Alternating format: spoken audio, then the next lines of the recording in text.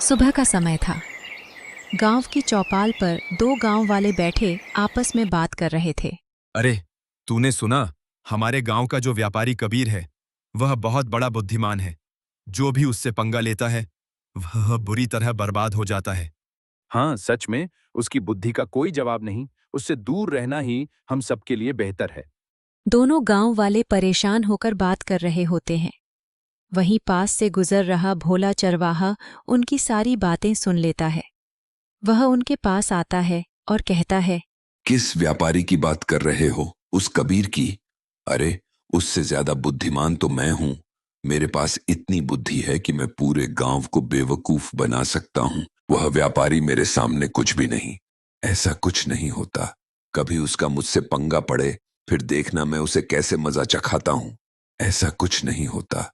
कभी उसका मुझसे पंगा पड़े, फिर देखना मैं उसे कैसे मजा चखाता हूं।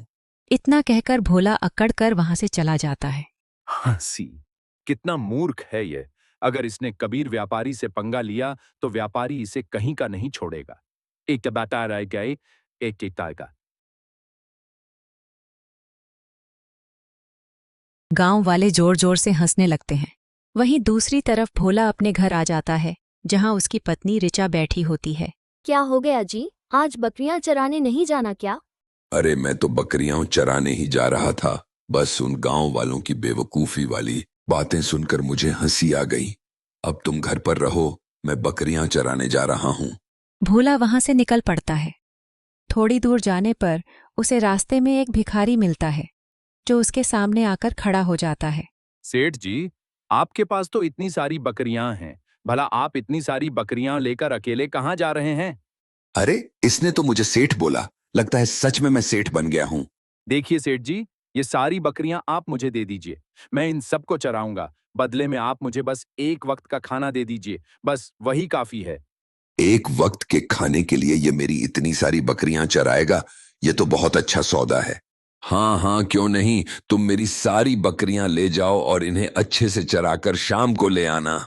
भिखारी बकरियां लेकर वहां से चला जाता है और भोला वापस घर आ जाता है। ये क्या? तुम तो बकरियां चराने गए थे, यहाँ बिना बकरियों के ही आ गए?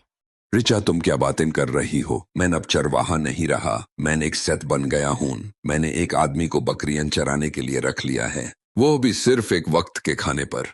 अरे ये तुम क्या कह रहे हो? भला कोई एक वक्त के खाने पर पूरा दिन बकरियां क्यों चराएगा? लगता है किसी ने तुम्हें मूर्ख बना दिया। भोला कुछ नहीं कहता और परेशान होकर दरवाजे पर बैठ जाता है। सुबह से शाम हो जाती है, लेकिन भिखारी बकरियां लेकर वापस नहीं आता। यह क्या? मेरी बकरियां अभी तक वह भिखारी लेकर क्यों नहीं आया? चलो मैं खुद ही जाकर ढूंढता हूं। फिर भोला निकल पड़ता है और जंगल में सब जगह अपनी बकरियों को ढूंढता है, लेकिन उसे कहीं बकरियां नहीं मिलती और न ही वह भिखारी मिलता है। हे भगवान, मेरी बकरियां कहाँ चली गईं? उस भिखारी ने मुझे छूना लगा दिया। मैं इतना बेवकूफ कैसे बन गया? अब मैं क्या करूं?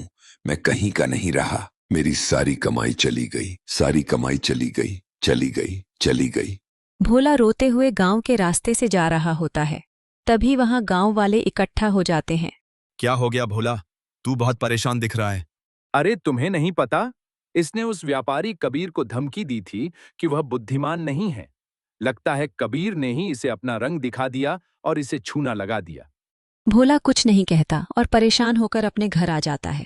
व्यापारी ने एक बार मुझे धोखा दे दिया, लेकिन अगर वह मुझे दोबारा मिल जाए तो मैं उसे छोड़ूंगा नहीं। उसने मुझे एक बार ठगा है, पर अब वह दोबारा ऐसा नहीं कर पाएगा। फिर भोला वहीं बैठ जाता है। वहीं दूसरी तरफ खड़ा कबीर यह सब देख रहा होता है। अच्छा तो चरवाहे, तू मुझे फिर से चेतावनी दे रहा है। यही तेरी सबसे बड़ी गलती है। अब देख मैं क्या करता हूं। फिर व्यापारी एक भिखारी का रूप धारण कर लेता है और मुखिया के घर से धन चुराने लगता है। तभी मुखिया उसका हाथ पकड़ लेता है। अरे ये क्या? तुम कौन हो और मेरे घर से धन चुराने की हिम्मत कैसे हुई? मैं इस गांव का मुखिया हूं। माफ कर दीजिए मुखिया जी, मुझे ऐसा नहीं करना चाहिए था, पर मुझे यह करने के लिए मजबूर किया गया है। इस गांव में कौन है जो तुम्हें मुखिया के घर में चोरी करने के लिए मजबूर कर सकता है? यह चोरी करने के लिए मुझे किसी और ने नहीं, बल्कि मेरे मालिक भोला चरवाहे ने कहा था। उसकी बकरियां चोरी हो गई थीं, तो उसके पास कुछ नहीं बचा। उसने मुझसे कहा कि मुखिया के घर से कुछ धन चुरा लाओ, नहीं तो वह मुझे कहीं का नहीं छोड़ेगा। मैं तो एक भिखारी हूँ, मुझे एक वक्त के खाने का इंतजाम करना होता है, इसलिए मुझे यह मजबूरी में करना पड़ा। एक दिन 10 दिन आए रहता है। अच्छा, तो उसने ऐसा किया है, अब देखो उसे क्या सजा मिलती है। इसका फैसला तो अब गांव की चौपाल पर ही होगा।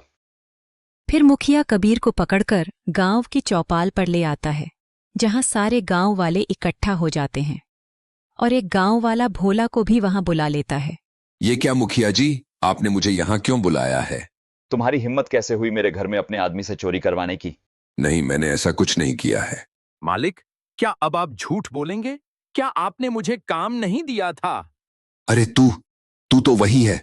रुक, तुझे अभी बताता हूँ, रुक जा। अच्छा, तो तू इसे जानता है, इसका मतलब तूने ही इससे चोरी करवाई है। इसे सबक सिखाओ। मुखिया के आदेश पर सभी गांव वाले उसे सजा देने लगते हैं और वह दर्द से चिल्लाने लगता है।